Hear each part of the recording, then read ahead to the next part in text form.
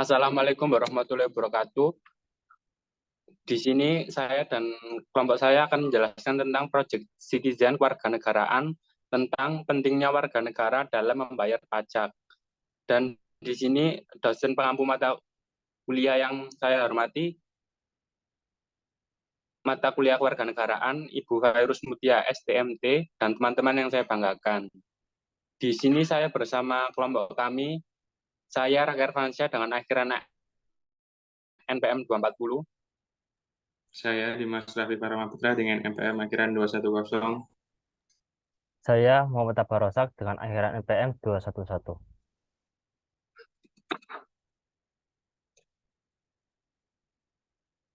Next.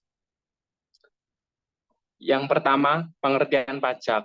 Pajak adalah kontribusi wajib kepada negara yang terhutang oleh orang pribadi atau badan yang bersifat memaksa berdasarkan undang-undang dengan tidak mendapatkan imbalan secara langsung dan digunakan untuk keperluan negara untuk kemakmuran rakyat.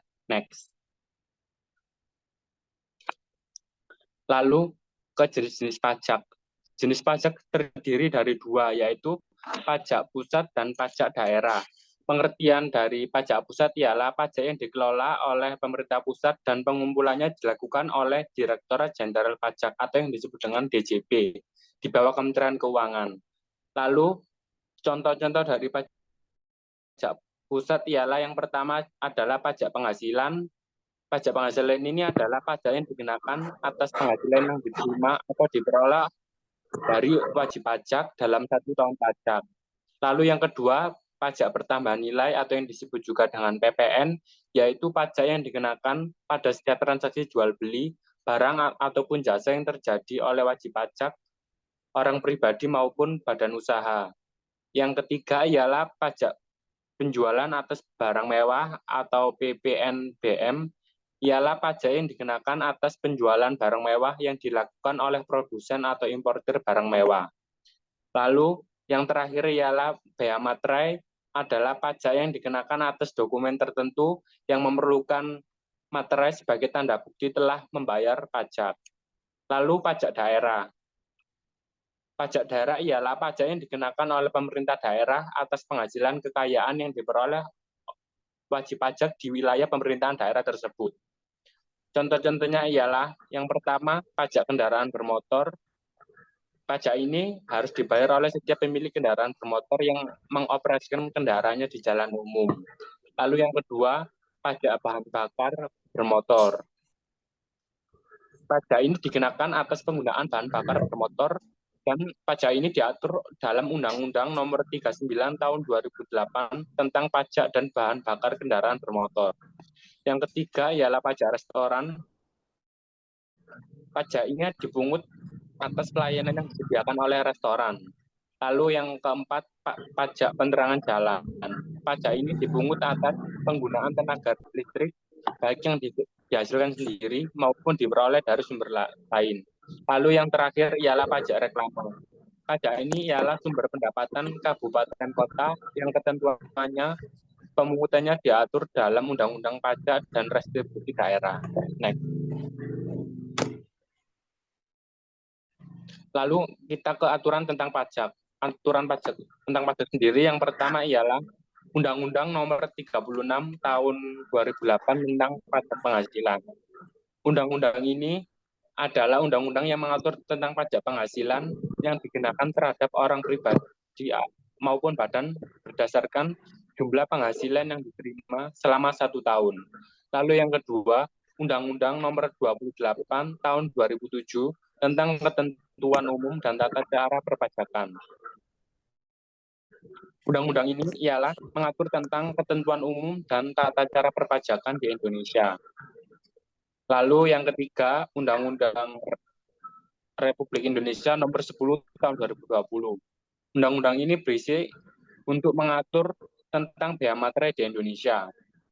Lalu yang keempat, Peraturan Direktorat Jenderal Pajak Nomor Per-05-PJ-2017. Peraturan ini menjelaskan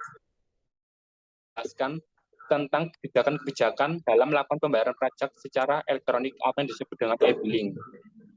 Dan pembayaran pajak ini dapat melalui teller bank, ATM, internet banking maupun mobile banking atau sarana yang lain. Lalu yang terakhir ialah Peraturan Direktorat Jenderal Pajak nomor per strip 09-PJ-2020. Kebijakan tersebut mengatur bentuk-bentuk isi hingga tata cara dalam melakukan pengisian surat setoran pajak atau yang disebut juga dengan SSP. SSP sendiri merupakan dokumen yang berisi informasi meliputi NPWP, nama wajib pajak, alamat wajib pajak, nomor objek pajak, serta alamat objek pajak, hingga kode jenis setoran. Next.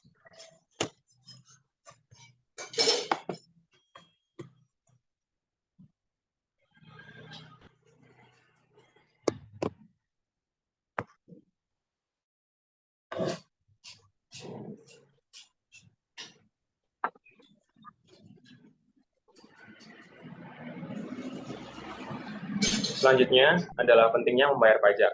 Yang pertama adalah membayar pajak merupakan sebuah kewajiban. Pembayaran pajak merupakan sebuah kewajiban yang harus kita lakukan sebagai warga negara Indonesia.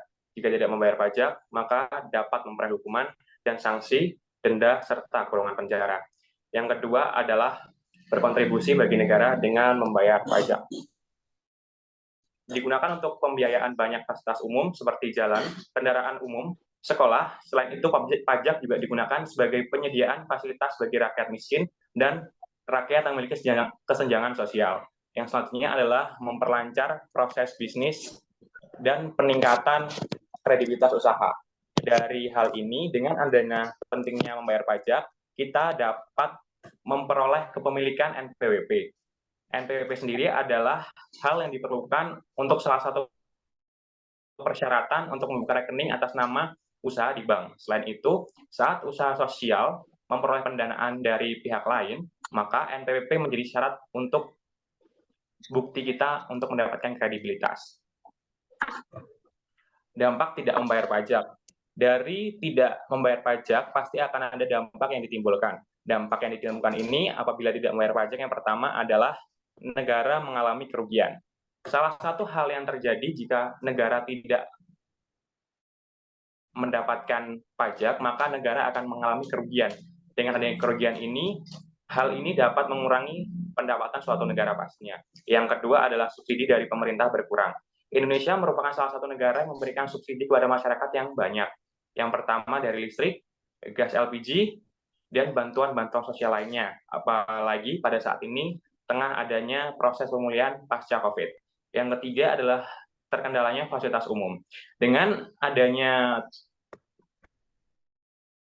tidak lancarnya pembayaran pajak, maka pastinya fasilitas umum akan terkendala seperti bandara, jembatan, perbaikan jalan, dan fasilitas-fasilitas yang lainnya yang memerlukan dana pajak yang ada. Yang keempat adalah hutang negara bertambah. Hal ini dikarenakan apabila negara tidak mendapatkan pajak, maka pastinya negara akan berhutang kepada luar negeri ataupun dalam negeri sendiri. Dengan adanya ini, pajak pastinya sangat dibutuhkan oleh negara. Yang kelima adalah adanya sanksi dan atau hukuman. Tidak melakukan pembayaran pajak juga bisa memberikan kerugian bagi para oknum-oknum terkait. Yang pertama adalah kurungan penjara, denda, maupun kerugian-kerugian lainnya yang ditimbulkan dari tidak adanya pembayaran pajak. Selanjutnya adalah faktor yang mempengaruhi kesadaran dalam membayar pajak. Kesadaran bahwa pajak merupakan bentuk partisipasi dalam menunjang pembangunan negara. Dengan menyadari hal ini, wajib pajak mau membayar pajak karena mereka tidak dirugikan dari pungutan pajak yang ada. Pajak disadari digunakan untuk pembangunan negara guna meningkatkan kesejahteraan warga negara. Yang kedua adalah kesadaran bahwa penundaan pembayaran pajak dan pengurangan beban pajak sangat merugikan negara. Wajib pajak maupun apabila membayar pajak, ingin membayar pajak, tidak membayar pajak, ataupun sangat patuh membayar pajak, pastinya akan memiliki dampak-dampak terkait. Apabila wajib pajak mau membayar pajak, hal ini memberitahukan bahwa wajib pajak tersebut memahami bahwa penundaan pembayaran pajak dan pengurangan beban pajak berdampak pada kurangnya sumber daya finansial yang dapat mengakibatkan terhambatnya pembangunan negara. Yang ketiga adalah kesadaran bahwa pajak diterapkan dengan undang-undang dan dapat dipaksakan. Wajib pajak akan membayar karena pembayaran pajak disadari memiliki landasan hukum yang kuat dan merupakan kewajiban mutlak setiap warga negara.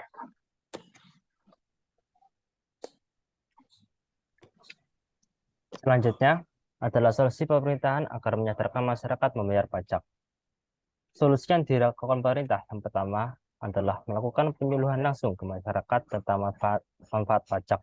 Pemerintah memberikan penyuluhan langsung ke masyarakat melalui di fasilitas masyarakat seperti kelurahan maupun kecamatan kepada masyarakat yang kurang mengetahui tentang pentingnya manfaat pajak.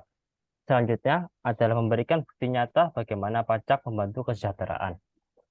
Pemerintah memberikan bukti nyata tersebut pada penyuluhan langsung ke masyarakat itu tersebut. Yang ketiga adalah memberikan sistem pelayanan secara mudah seperti sistem e-payment pajak saat ini dan lain-lain. Yang keempat adalah memperbaiki kinerja dan reputasi penyelenggara atau pegawai pajak itu sendiri. Next.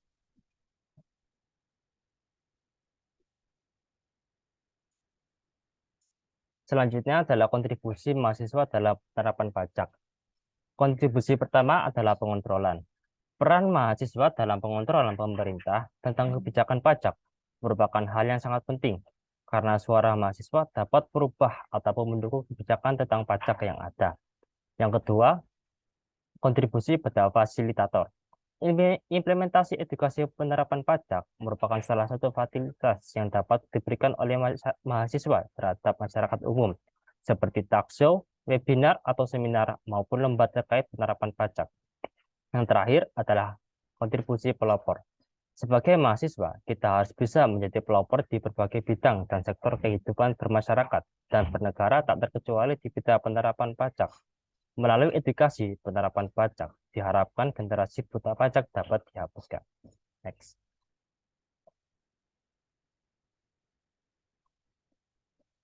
Yang terakhir adalah kesimpulan. Pembayaran pajak merupakan kewajiban warga negara sebagai bentuk kecintaan dan kepatuhan terhadap negara. Pajak merupakan sumber utama penerimaan negara yang digunakan untuk meningkatkan kesejahteraan masyarakat dan pembangunan bangsa. Keterlibatan warga negara dalam membayar pajak merupakan usaha pembelaan negara untuk memberikan kontribusi secara tidak langsung demi peningkatan kesejahteraan masyarakat dan pembangunan bangsa. Oleh karena itu, penting bagi warga negara untuk memahami pentingnya membayar pajak dan memenuhi kewajiban perpajakan sebagai bentuk kecintaan dan kepatuhan terhadap negara.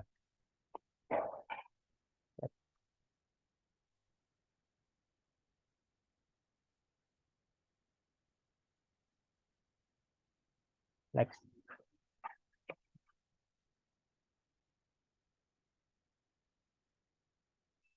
Sekian dari presentasi kelompok kami. Mohon maaf bila ada kekurangan dan kesalahan kata. Sekian, akhir kata, wassalamualaikum warahmatullahi wabarakatuh.